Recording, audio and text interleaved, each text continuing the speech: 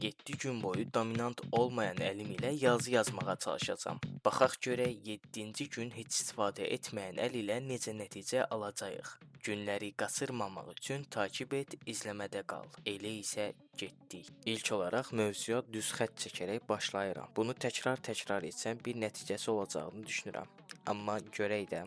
Çox düz çəkdiyimi düşünüb biraz da dalğalı fasol çəkməyə davam edirəm. Görək nə olur. Çoxlarınızın ağlındakı sualları təxmin edə bilirəm. Nə ehtiyac var idi belə bir şeyə? Açığı bu mənim insan beyninin nə qədər də güclü olduğunu həm özümə, həm də sizə sübut etmək həvəsindən irəli gəldi. Bir sözlə insan istəsə özündə böyük dəyişikliklər edə bilər. Buna sadəcə zaman, iradə və səbir lazımdır.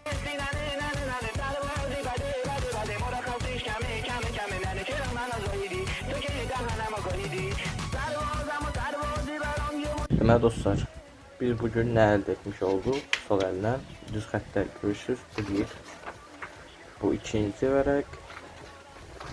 Sonra dalğalı xəttlər görürük burada. Bu birinci vərəq, bu ikinci vərəq və görürsünüz ki,